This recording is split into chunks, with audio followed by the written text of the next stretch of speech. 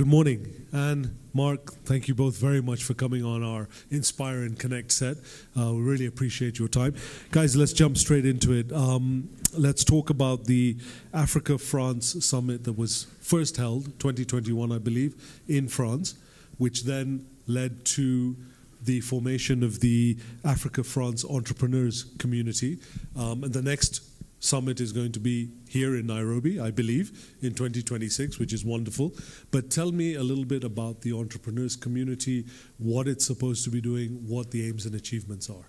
Thank you very much for having us today, Salim. And it's an honor to also have this intervention with you, Mark.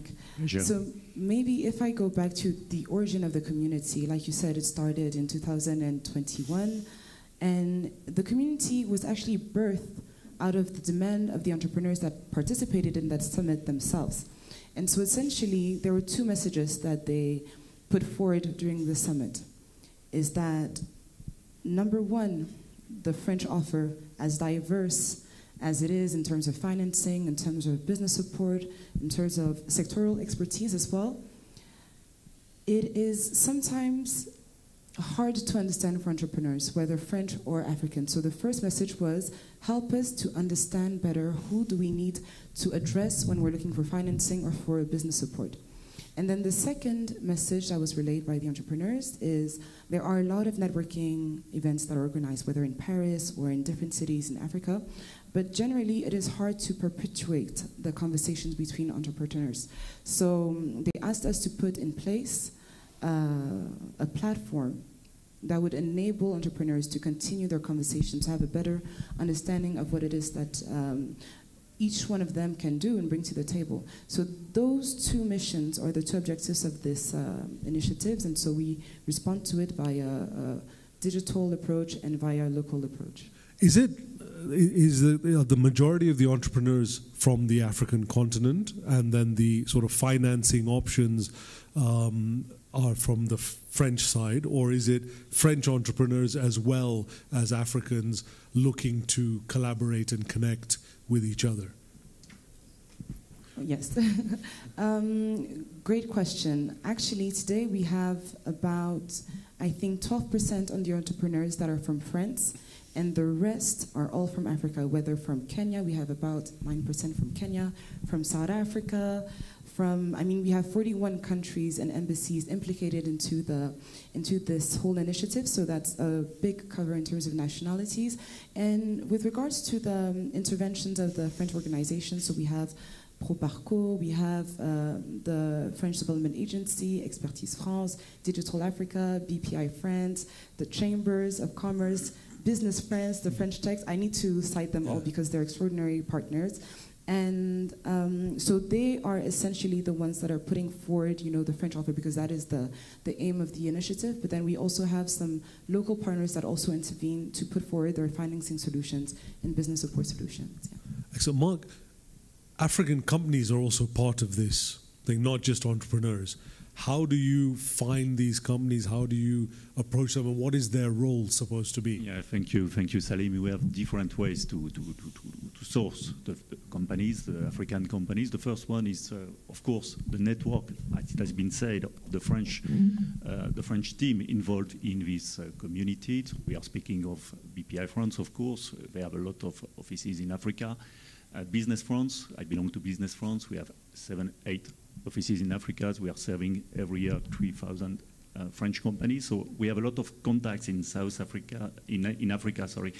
I'm speaking of South Africa because I'm based in South Africa. But we have a lot of contacts in Africa through this network, which help us to source the local companies. Of course, we are also working closely with a lot of institutions, local ones. We are speaking of the business federations, business leaderships, the confederation in any sector or field of activity. So it's different ways to get some African contacts, and we are also organizing quite a lot of events every month. We could say perhaps every week now, of course, to inform our members, but also to get newcomers, new African companies coming in this network and in this community, and well, it's improving. This event, for example, is a good example also of how to convince or to attract new African companies. Next week we will have another big event in Paris, which is Ambition Africa at the Ministry of Economy and Finance. It's another way to convince. You will be there to attract, to inform about the community, and to have more people joining this community, which is still quite new.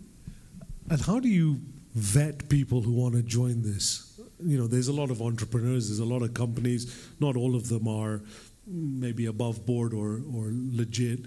How do you vet who comes in so that you can maximize the connections between all of these people? And are there particular sectors that you're focusing on? Is it agriculture? Is it tech? Is it construction? What is it, or is it everything? Excellent question. Did you want to go? Did you want to get a post? Okay. So essentially, today we have over 500 members of the community. We could have a lot more. We could be thousands. I mean, Bpifrance, you just said it. It's 3,000 companies at your company each year. But the aim goal of this community is quality and not quantity.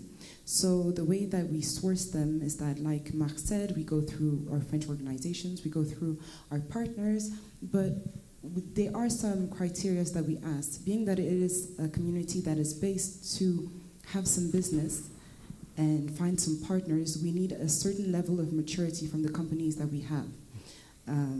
And then the other question with regards to the sectors, just as it is multinational, it is also multi-sectoral.